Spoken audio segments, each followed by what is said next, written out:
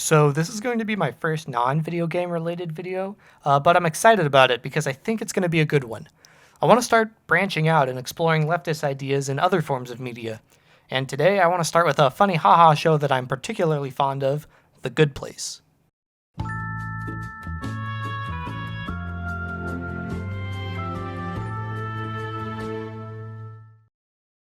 The Good Place was created and is produced by Michael Schur, creator of such popular shows as the American version of The Office and Parks and Rec. If you're a fan of either of those shows and haven't seen The Good Place yet, I'd highly recommend it. It stars Kristen Bell as a recently deceased woman named Eleanor Shellstrop, who wakes up in the afterlife where she is greeted by Michael, played by Ted Danson. Michael is the architect of this neighborhood in The Good Place, the equivalent of heaven in this world, and the opposite of the bad place, which is the equivalent of hell. She's shown around the neighborhood where everyone is paired up with their soulmate, Eleanor's being Chidi, played by William Jackson Harper. Along with Chidi, Eleanor meets their neighbors, Tahani, played by Jamila Jamil, and Jianyu, played by Manny Jacinto, as well as Janet, played by Darcy Carden, an AI assistant whose role is to answer any questions the residents of the Good Place may have. To make a long story short and try to summarize the show, spoiler warning by the way, as best I can, turns out Eleanor, Chidi, Tahani, and Jianyu, whose real name is Jason, are all actually in the bad place, and Michael specifically designed it to look like the good place and paired the group together so that they would torture each other with their conflicting personalities. Ultimately, Michael ends up regretting trying to torture these individuals after learning about ethics from Chidi, and helps them escape the bad place. A chase ensues across the next 2 seasons, wherein the gang tries to reach the good place, but ultimately fails, resulting in them being brought before the judge of the universe to decide their fate. While there are a lot of laughs to be had, and even some great ethical concepts discussed, what I ultimately enjoyed about this show was the revelation that came at the end of Season 3. And despite this being a show from a wealthy TV producer and airing on a major corporate media network, it's surprisingly anti-capitalist. Hello, everyone, and welcome to your first day in the afterlife. You were all, simply put, good people. But how do we know that you were good? How are we sure? During your time on Earth, every one of your actions had a positive or a negative value, depending on how much good or bad that action put into the universe. At the end of Season 3, Michael has come to the realization that not a single person has actually been admitted to the good place in over 500 years. Even people who live a seemingly perfect and moral life still end up in the bad place.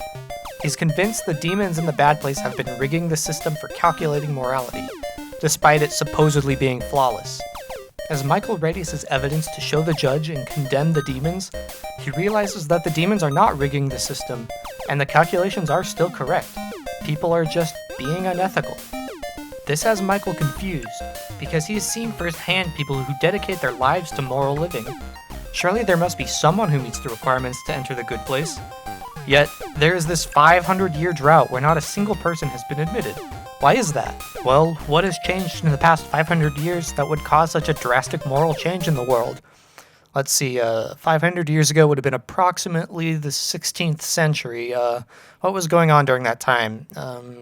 Nope, not Martin Luther. A little farther back. Oh, there it is. In 1492, Columbus sailed the ocean blue. Uh-oh. Your Honor, I once stood in front of you and said I thought there was something wrong with the point system. I finally know what it is. Life now is so complicated. It's impossible for anyone to be good enough for the good place.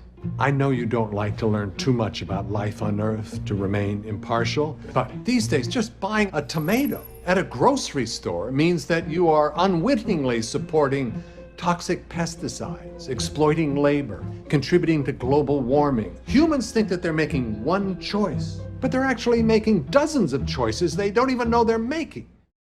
The downfall of humanity's moral fiber can be traced back to around the mid-15th century, where a series of papal bulls, or holy decrees from the Pope, granted the Catholic Church in Portugal and Spain land to claim as their own, provided they send missionaries to convert the native peoples. Thus, the boom of European colonialism began. Here I'd like to introduce a new segment entitled, A Long-Winded History of Capitalist Exploitation of Labor. Labor exploitation under a hierarchical society has its roots in feudalism, where serfs were essentially forced into slave labor to work the land owned by the lord of the manor. Eventually, the nobility realized they were forcing good Christians into slavery, and that God would surely be displeased by that. So instead, they realized they could colonize foreign land occupied by savages and use their labor instead, and maybe they'd convert to Christianity along the way. The colonial expansion into South America, Africa, and parts of Asia was very profitable for these European powers over the next few centuries. Colonists would move in, build new communities off of stolen native lands, and take advantage of native labor by either coercing them into their own plantations or selling them off into slave trade. Europe as a whole was thriving due to mercantilist policies and a monopoly on goods from Asia via companies like the British East India Company, who, by the way, later started the Opium Wars in China in 1839 by illegally smuggling in opium to China in order to create an opiate-addicted society whose economy would collapse, leaving the door open for the East India Company to expand their monopoly on Asian goods. See, isn't imperialism good and fun and not morally reprehensible at all? Then the Industrial Revolution hits in around the end of the 18th century. Now these entrepreneurial, free market capitalists have accumulated enough capital to invest in many of the new emerging technologies that can be used to mass produce goods. So the transition from the use of slave labor in the form of non-white slaves to the creation of class slavery begins. As many countries start to outlaw literal forced labor, many capitalists have to become a little more sneaky in the ways they exploit labor. Child labor becomes popular, at least until that's outlawed. Well, then the capitalists cut back on safety precautions in their factories, at least until those pesky unions force legislative change that require regulation on factory conditions. So that just leaves the capitalist with wage slavery. This is one of the biggest issues facing the working class today. Take a look at this graph of wages versus worker productivity over the last 70 years. As you can see, wages as a percentage of productivity were rising steadily until around 1973, where wages start to plateau. However, thanks to the continued improvement of technology, productivity stayed on a positive trajectory. So now labor is becoming more and more valuable as productivity has continued to rise. Yet the amount workers are being paid has barely risen in relation. And it's not just in America either.